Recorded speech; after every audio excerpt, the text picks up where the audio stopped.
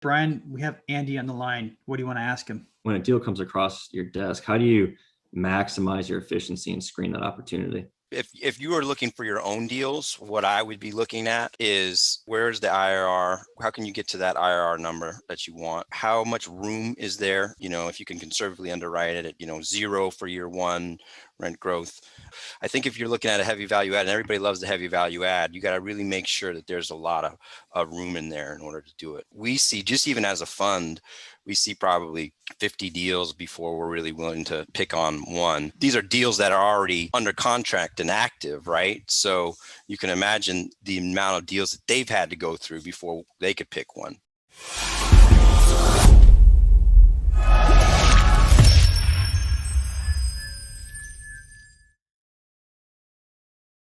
Welcome to the Diary of an Apartment Investor podcast. I'm your host, Brian Briscoe with Four Oaks Capital. Very excited for today's show, as usual. It's one of our Ask the Expert episodes. We got two amazing people on the line. I've got Andy McMullen with us and Brian Pownell.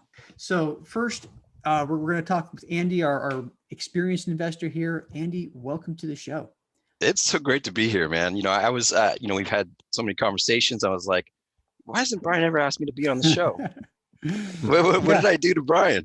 Yeah. And then I looked back at my old LinkedIn, and a few months back, you actually did it. So yeah, and I was we're right where we're supposed to be, right? Exactly. And I was scratching my head thinking, man, why hasn't Andy answered my question? But, man, I love it. Yeah, I mean, no harm, no foul on that one. But it's great to be here, man. I've been a fan of the show for a long time, so it's exciting. I appreciate that. I was just gonna say, if I had $1 for every message that I left unread, I'd have a lot of dollars sitting around. Right. Right. Wouldn't even know how many because I just haven't seen those emails. But anyway, Andy, do us a favor. Tell us a little bit about yourself. Give us your background and history, and kind of lead us into what got you into apartment investing. Yeah, so I started about 20 years back. I came out of school. I kind of magooed my way into real estate. Honestly, I wasn't sure exactly. I always was fascinated with real estate, but I never thought it was accessible to me.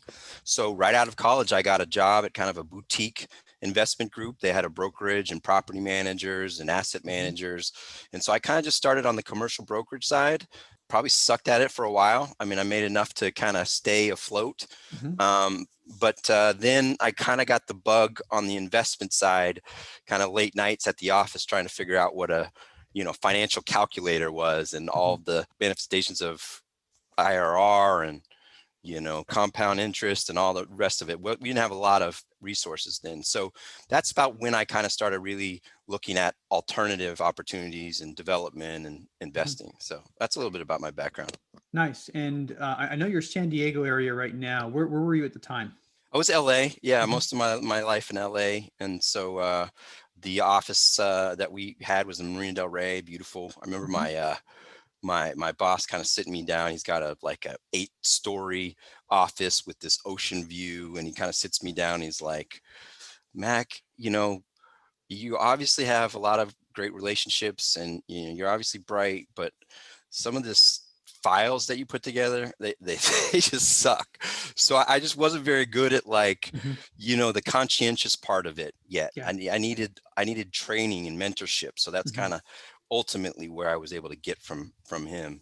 Yeah. Interesting. So, I mean, LA, and you say around 20 years ago, so early 2000s. Man. What was the commercial market like back then?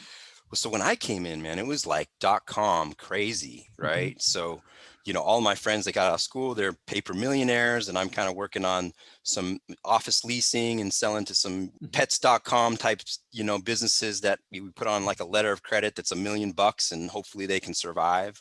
Yep. And so really quickly, if you remember what happened in 2000, the lights went out, right? Yeah. And then .com bubble burst. And then, not too long after that, we had kind of, the 9/11 and after that. So it was a tough time to come up, a lot of learning, certainly a lot of falls and slips, but ultimately, I was a good time to learn real estate because you kind of really understood what a down cycle was. And so I technically say that I've been in, 2 or 3 of them. Yeah, absolutely. And there's something to be said. I think a lot of the new generation of real estate investors, haven't seen that down cycle and how it affects the real estate. And myself included. I mean, I had two single family properties during the 2008 crash, so I saw a little bit of what happened, but I think your experience is absolutely valuable. So here's a question with that. I mean, a lot of people are saying, there's a bubble right now. So I don't know if there is. No, I mean, I don't have my crystal ball. It broke a couple years ago, but what are the lessons learned from the last couple of cycles that you've applied to what you're doing today?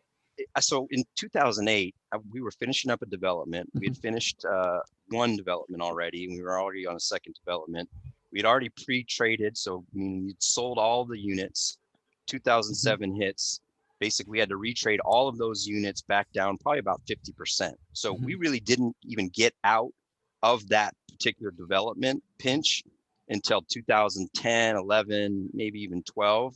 And the only reason we did is because we lucked out and Google moved in right next door to us. Oh, wow. So what I remember about that was, one, what true leadership was like, because the mentor I had at the time was able to navigate CalSTRS and CalPERS coming in and McFarland coming in and all, basically the world was falling apart and the lending completely stopped. So what I like to tell people, and I stole this from Jeremy Roll, is if you're looking at a deal and you're thinking about it, if this was 2007 or 2006, how would you approach that particular deal? What kind of risk mitigants would you have? And I think that's, a really low break even. I think the loan terms, maybe you bring down the leverage a little bit. I think it's got to be conservatively underwritten in the way that you and I consider conservatively underwritten, that we're raising enough money and we're not trying to boost IRR. So things like that, I would look at. Yeah, I think those are good tips. Break-even occupancy rate is huge. I mean, if you're getting agency loan, I mean, you can almost turn that on its head. And if you're getting agency debt, I think the break-even occupancy rate is almost automatically high 60s. So high 60s, low 70s, and some of that, a lot of that stuff, I think lenders have learned the same lesson, but a lot of the stuff the lenders are already enforcing, especially the agency type and, some of definitely your non-recourse products anyway, but good tips there. I mean, underwrite conservatively, risk mitigation is huge, and the lower leverage is actually better in times like this. So dilutes the returns, but lower risk, puts a lower risk for everybody.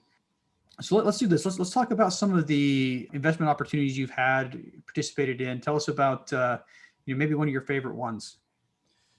I think it's a recent one, honestly, because I feel like my entire life kind of was leading to how can I really be involved in transforming some of these communities that we're doing deals in.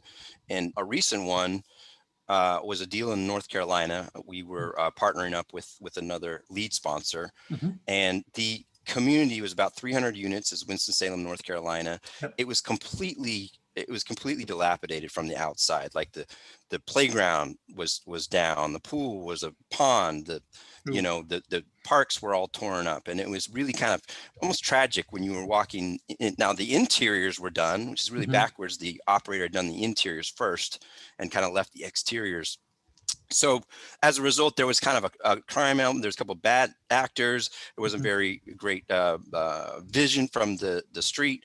So we were able to come in, partner up with a group called Partner Life, which is really near and dear to my heart. They basically go into a community. They're kind of like an RA of a community. They can be kind of the resource for the landlord. They put together barbecues and Bible studies and community events.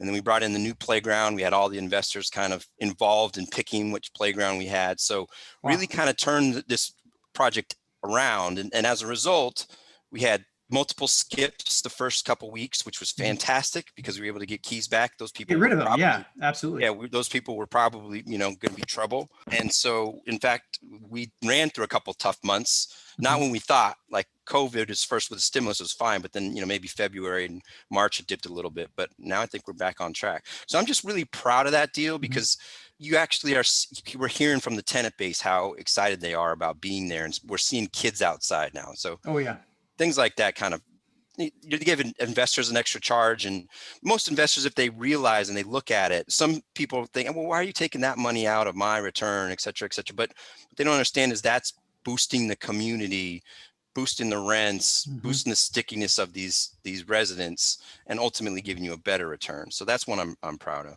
Yeah, and I love that term sticky when you're talking about tenants, and that's Yeah. just, if you can get a tenant to renew a lease, that is going to save you money, and a dollar saved is literally a dollar earned in this business. But I would say that, apart from your capital expenses, tenant turnover is by far the single biggest expense.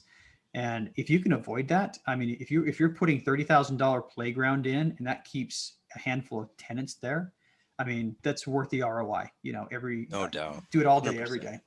And especially in a 300 unit property, you've probably got a lot more budget to play around with to get things fixed up. So Indeed. now I think I'm familiar with this property. I think we've talked about this one before, but tell us about the things you talked about earlier, the risk mitigation. Tell us about the leverage you guys had and your break-even rates. What did those look like? Oh yeah, so that was really impressive. That one was one of the lower ones I've seen. It was Mhm. about 59% break even.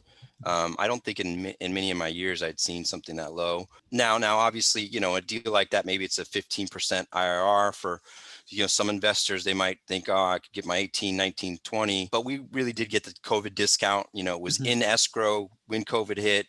20 million, we picked it up at about 18. Yep. So there was some room there, and we really felt like with the interiors already done, we had less of the interior to worry about, and means as soon as we close, we could really attack the outside. So the break even's obviously one, leverage was another one.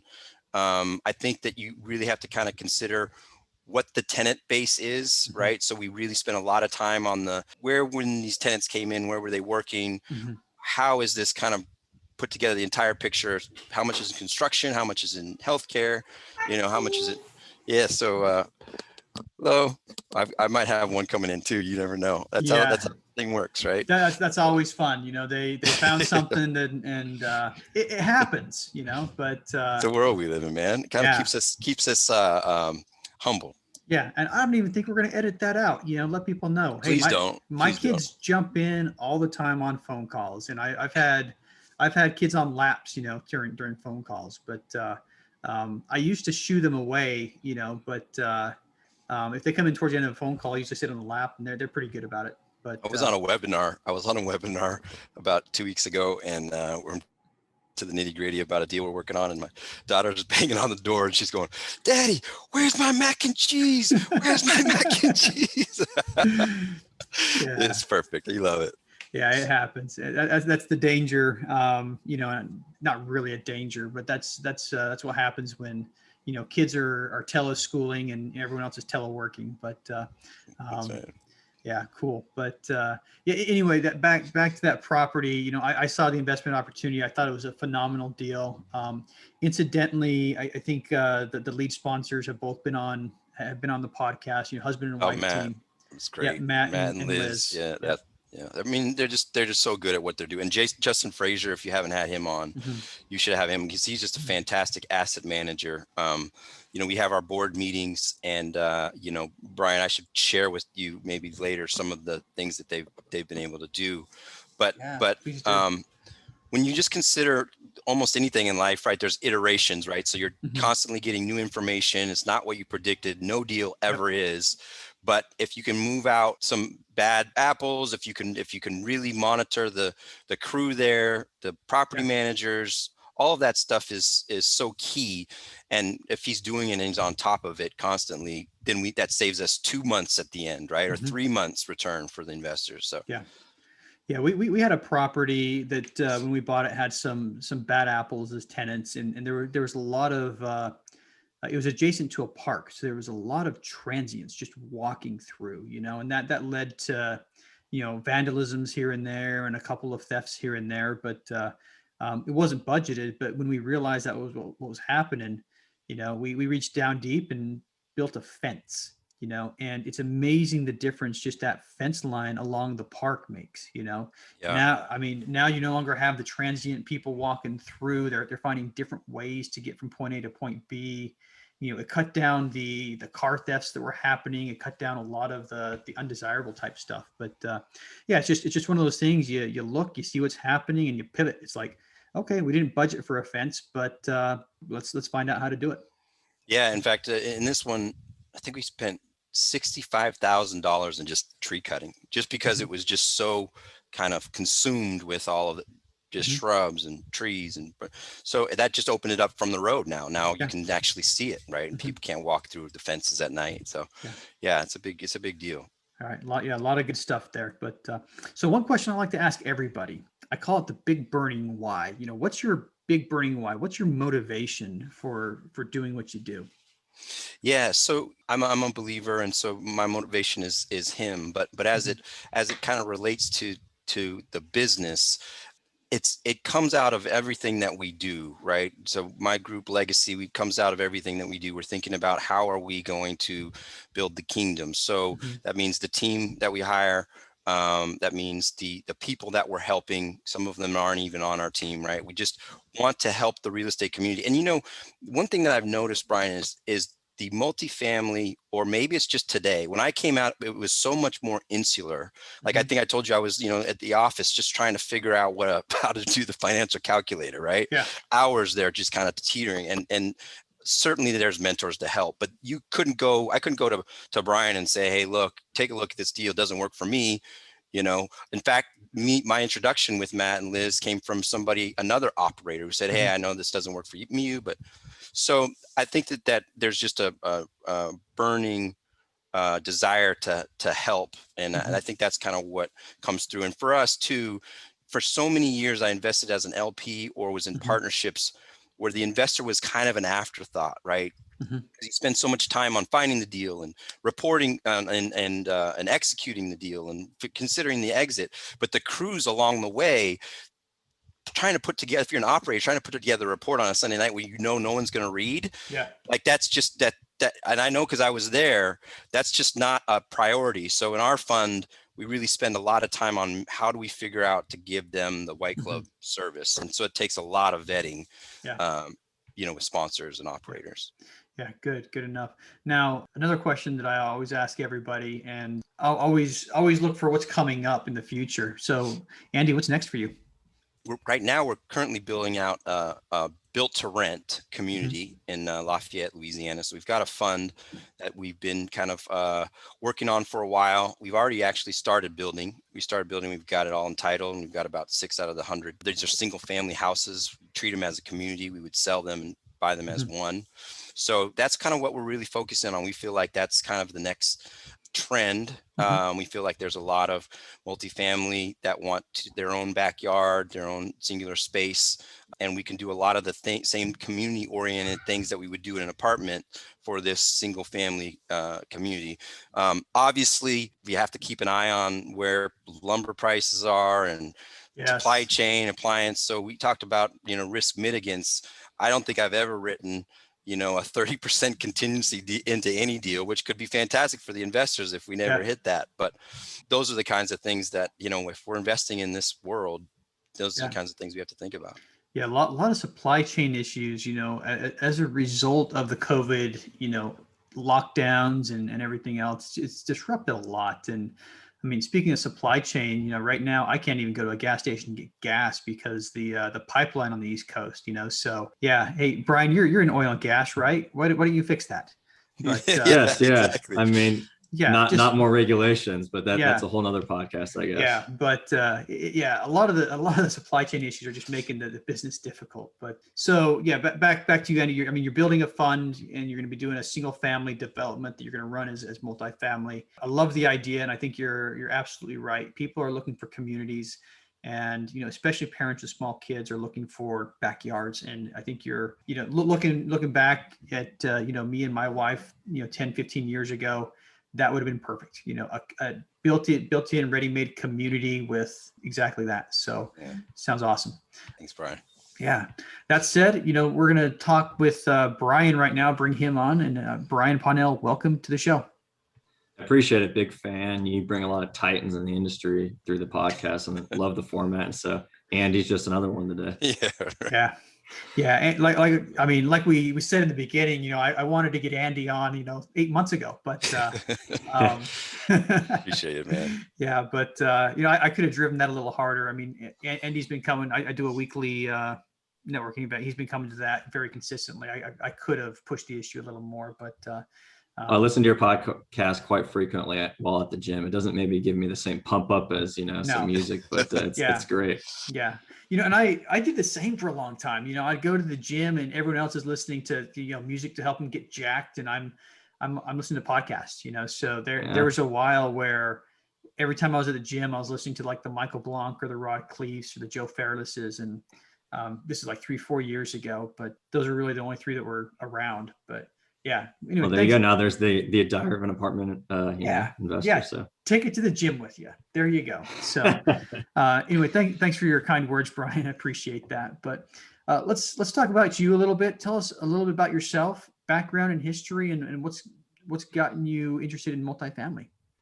Yeah, so my background's in oil and gas. I was actually born and raised in St. Louis, and then moved down to Texas and went to college at Texas A&M University, and somehow found my way into oil and gas down here in the great state of Texas. And so it's been a phenomenal career. Lots of great people, great degree to get, highly technical. And what's led me to real estate's really over the last year.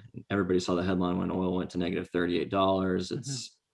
It's a pretty big shock, and I started to seek some more stability to my income stream. And also, as I began reading about real estate, had a desire to diversify my wife's and my savings. We're 99.99% in the stock market, and really was just eye-opening, even for someone that's always managed their investments, all these alternative assets that you could allocate resources to, whether that be multifamily or other types of classes in real estate. And so, about half my career it's been as an oil and gas engineering manager, reservoir engineer. And so about half that career was in A&D. So just cranking through deal flow on the oil side. We took down a $500 million deal in Oklahoma a couple of years back at a private equity backed group now. And so day to day underwriting, I guess you could call it, using the apartment term, underwriting oil and gas deals that are, a little bit more complex and, 20, 30 year lives versus an apartment. But it felt very plug and play to come and apply that to multifamily. Yeah, there's going to be a lot of similarities there. A couple of things that are different, and just to get down in the weeds, here's one question that always comes up. How do you guys forecast the oil prices when you're doing that analysis? That would like throw me for fits. Very carefully, right? No, I mean, at every forecast, just like just probably like multifamily, when you're building out your cash flow model. I mean, every model is going to be wrong. You just have to kind of define the ranges of the potential outcomes and figure out what bid price gives you the best risk adjusted return. Yeah. Okay. Interesting. Yeah. And I guess we do the same thing with multifamily, with rent growth and how the expenses are increasing over time. Everybody picks 100%. Everybody picks their projections. And it kind of looks at, okay, best case, worst case scenario. And I think back to what Andy said earlier, is just mitigating risk, looking to see what would happen if we have another 2008. But rent growth is a perfect analogy, because you've got a bunch of research groups out there that put out great material on rent growth or on commodity prices. But at the end of the day, you're this global economy that's so complex, it's really hard to predict. And so, absolutely. And I know, in my day job, I'm a Latin American expert, and there's a couple of countries in Latin America that do very well when oil prices are up and do very poorly when oil prices are down. And compared to 15, 20 years ago, oil prices are down right now. Anyway, that said, another question for you that once again I ask everybody: what's your big burning why? Yeah, so it started with stability of the income, diversifying the savings, and it's really turned into one word, which is legacy. Andy nailed it on the head when he talked about transforming, that community in North Carolina. And to me, that's really the big burning why. I want to positively impact as many people as possible through, entrepreneurial business. And I think it's twofold with multifamily. And that's why I've really fallen in love with multifamily. You can improve the living conditions in these local communities for the tenants and those folks in that part of society. And then you can also create generational wealth for your family and investors. And for me, that goes beyond just your W-2 job. I mean, you can create enough significant financial wealth that now you've got the time and money to donate to whatever cause may be closest to your heart, but that at the end of the day is going to benefit society. And to Andy's point, the kingdom, that's really important. Yeah. And this really is a business where, I love Stephen Covey. His 7 Habits book is one of the books I've read the most, but he's got a think win-win. That's one of his habits. But this is actually a business where it's like think win, win, win, and sometimes another win, because you're impacting tenants' lives. You're making your life better. You're impacting your investors' lives, all for the good. So definitely something that appeals to a lot of people in the industry. Yeah, I agree. When I first, kind of came to that realization, really towards the end of last year, I mean, I just started losing sleep at night, and that's how I knew I was onto something. Just that passion and that drive to use my skill set and the business world to create that win-win-win is just extremely exciting. Yeah. I mean, when you're naturally up till 1 o'clock at night, scrolling through your spreadsheets and being like, that's when you're onto something that you can do forever. But that said, Brian, we have Andy on the line. What do you want to ask him? Well, thanks, Andy. Can't wait to throw a couple questions at someone with your background. So I'll jump right in. I mean, you always hear multifamilies, deals and dollars, deals and dollars. So I'm going to focus my couple questions on those topics. The market seems extremely hot right now, and with it so hot, there's a bunch of sellers. I see a lot of deals come across my desk every day from brokers. So if you could walk me through your process, when a deal comes across your desk, how do you maximize your efficiency and screen that opportunity? Yeah, so I mean, there's a few things that we look at just right away. One, at the jockey. I mean, that's the most important thing for us as the fund. So if you are looking for your own deals, what I would be looking at is, where's the IRR? How can you get to that IRR number that you want? How much room is there in the, if you can conservatively underwrite it at, 0 for year one rent growth. I think we probably see, maybe you see 100 deals before you. I'd be curious to see what Brian says, because he's been a little bit more recent. We see, just even as a fund, we see probably 50 deals before we're really willing to kind of pick on one. And these are deals that are already under contract and active, right? So you can imagine the amount of deals that they've had to go through before they could pick one. So maybe a little more specificity. Are you looking for, you mean your own deals? If you were going to find your own deals, Yes, how would you kind of exactly. wade through them?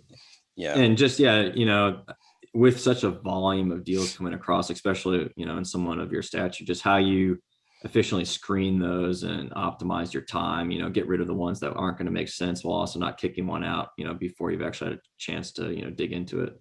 Yeah, I think also the other thing is at this time, there's a really kind of uneven, value add type of deal versus a cash flow type of deal. And I think people are paying a lot more for a value add deal on a risk adjusted basis than they are for the cash flow deals. So I think if you're looking at a heavy value add, and everybody loves the heavy value add, you got to really make sure that there's a lot of room in there in order to do it.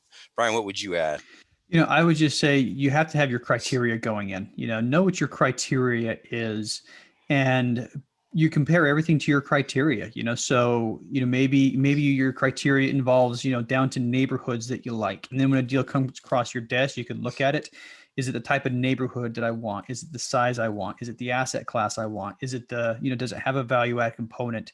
But I think clearly defining what your criteria is and what you're willing to purchase, I mean, that makes it a lot easier, because, you can really quickly see that some deals don't meet your criteria and move on. Other deals, you got to dig a little further before you can check the box saying criteria is met or not. But that's what we do. We have our criteria, and, 5-10 minutes. Okay. Doesn't meet criteria. Next. Sometimes it takes an hour or two before we realize that. But yeah, and then if I could add one more thing, in that same vein, the better the market, and if this is like your deal, and just the difference between, hey, this building had rubs, this building didn't have rubs, this building is this vintage, this building is that vintage, it's in this pocket, and it's maybe a mile outside of the pocket. And if you can know it that well, then you could be sifting through deals like that, because one, you might be able to throw out, like Brian said, look, it's not fitting my criteria just based on whatever the vintage, et cetera, is. But I think that's a way to kind of get through multiple deals, because each time that you see something, if you like the building, you're going to sit there for an hour and try and make it work. But if you can stay true to yourself and your criteria, I think that you get a lot farther faster. Yeah. Excellent points. Yeah, I appreciate that. All right. So my second question, I'm going to take that a step further, go back to March of last year and then maybe compare that to now as the economy is reopening. What's really changed in your underwriting and your analysis going forward with some of the uncertainty on how all this is going to play out post stimulus and just headed into, second half of 2021 into 2022? Yeah, it's interesting, that everything just kind of stopped, right? In March, and we didn't think we were going to get a loan. And, we had deals that we had tenants that we knew weren't going to pay. And just, I don't know, by the grace of God, it just seems like we kind of turned a corner now with the vaccine. I think that there's still a lot of uncertainty. I think there's a lot of owners that are, or a lot of buyers rather, that are buying buildings that have about 10 to 15% of their rents being paid by stimulus money. So, and it's hard for them to get any kind of reduction, right? Because it's so competitive. So if you went in there and bought a building, 10, 15% of the rents are stimulus, the seller is going to tell you what? Pound sand, there's about 5 other guys that will be paying for that. So I think there's some unknowns there that you got to be careful of. But overall, I'm relatively confident that there will be a pretty decent Christmas season, and the people seem to be getting the vaccine. If you knew that this was 2007, how would you underwrite it? And we felt like that in March, right? And so the deal had to be pretty good. And eventually lenders came around, right? I think that they kind of saw what we saw. I mean, Brian, you guys got, great deals done last year. So yeah, we got a handful of them that we were able to get COVID pricing on as well. But there came a time where the market kind of picked up and you had all that competition. And what we had to do is go back and sharpen our pencil, is what I'll call it. We pride ourselves in being conservative, but we started looking at each expense category individually.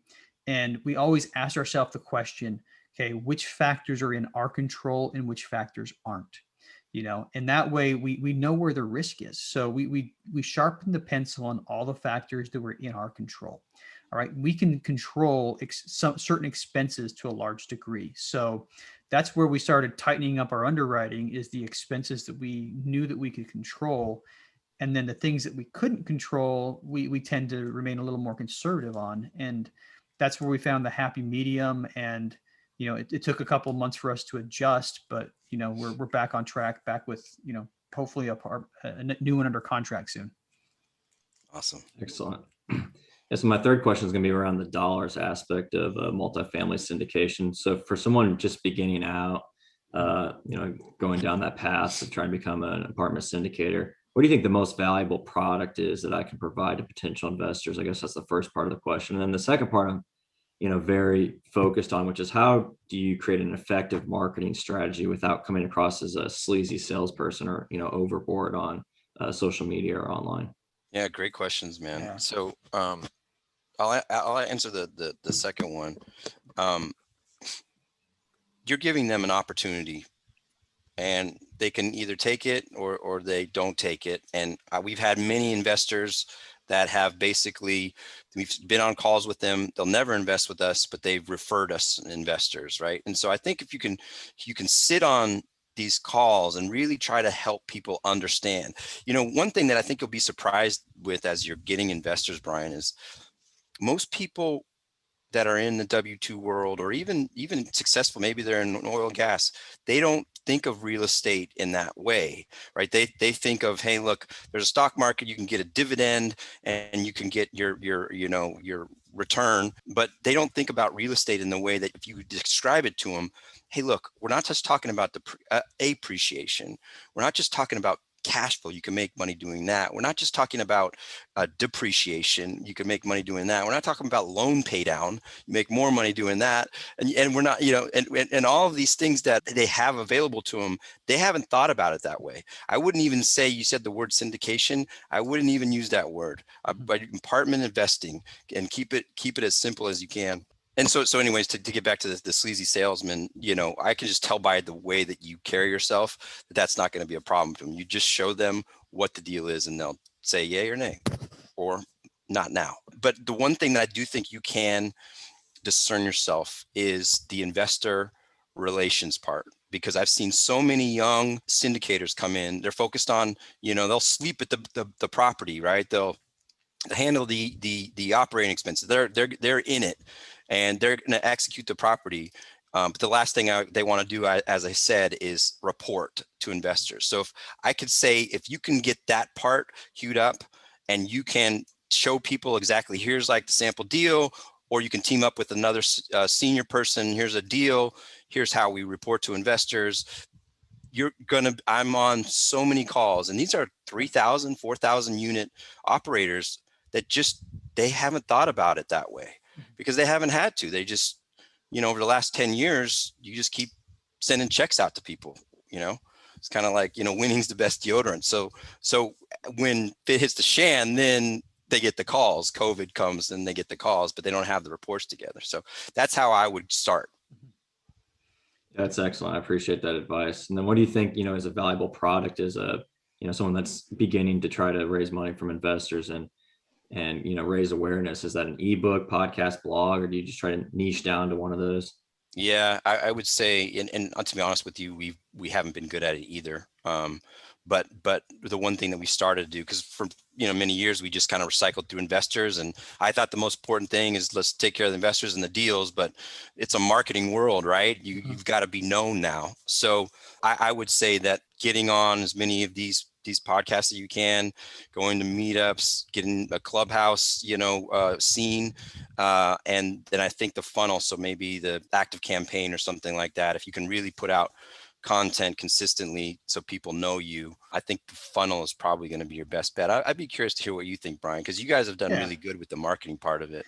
I tried to reverse engineer things, and it's, for me, I think I started doing a lot of marketing without, it was really like shooting arrows in the dark, just maybe I'll hit a target, maybe I don't. But I started realizing that there were certain groups of people that I naturally appealed to. And I started really thinking about it. I'm like, okay, number one, I already speak their language, military, veterans. I speak the same language as them. There's a lot of terms that are very unique.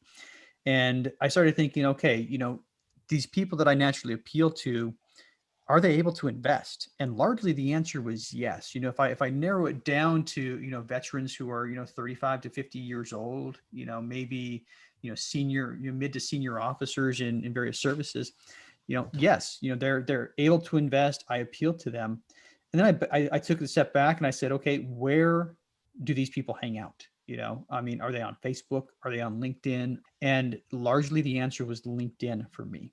And so the majority of my outreach is on LinkedIn. So I would suggest you do the same thing, look at your current contacts, people that you speak the same language to, and, which one of those, what subgroup of your current contacts has the ability to invest in products, and then take it a step back and say, how can I reach those guys? The answer for me was LinkedIn. And, partially that was the answer for me because it's free, at the time. But now that we have marketing dollars, we're actually, working on other campaigns as well. But LinkedIn's still the bread and butter. So no Four Oaks TikTok soon? No, amazingly. That's something that, we're looking for a more mature crowd for the most part. We don't say no to the 20 somethings who want to join us, but, when we're looking for investors, we're looking for very specifically the investor that's hovering around that accredited status, so high 6-figure, low 7-figure net worth, and that's who we're aiming for. And, that's, like I said, that group is much more frequently on LinkedIn than they're on, the Facebooks or the Instagrams or the TikToks of the world. But yeah, I think I've heard you mention it before, or somebody else, know your investor avatar. I think that's a great piece of advice. Yeah. Yeah, and I think for you though, starting out though, in this world that we live in, you've got to be known. And I think a big part of Brian's success is that he's got this platform, he's got the pod, he's got the meetups, he's on LinkedIn, he's posting, people know him. So I think that, you being a young guy, in oil and gas, and a lot of those same, a lot of the oil and gas people have the same appeal, right? Because there's a lot of the same kind of, 1031 exchanges and opportunities there, just considering, inflation, all the opportunities there. So yeah, I think those are some great options for you. All right. Well, guys, we're coming up, running out of time here. So I'm going to ask one question for each of you to finish off. Andy, you get to go first. How can our listeners learn more about you? Yeah, they could go to LegacyAX.com, Legacy AX for Legacy Acquisitions. And then I've got a couple of lead magnets there that people might like. They might like their report on the sniffing out the BS as a passive investor. I got a pretty good one there that we go a little bit deeper, yield to cost, and try to really dig a little bit deeper so people can look out for some of those things that operators are sending them. And then I'm like Brian, I'm all over LinkedIn and accessible, and I love to help. So if anybody's out there has got questions, I'd love to talk with them. All right, perfect. And Brian, same question for you. How can listeners learn more about you? Well, first I'll just say thank you, Brian and Thank Andy. you. I can't imagine a few months ago not knowing anything about multifamily syndication. Here I am on a podcast today talking to two of the best. So I truly appreciate it. Yeah. So my group's called New Day Capital. We're looking at apartment syndication in the major markets in Texas. So reach out to me at www.newdayinv.com. And like Brian and Andy, you can also find me on LinkedIn or Facebook or Twitter.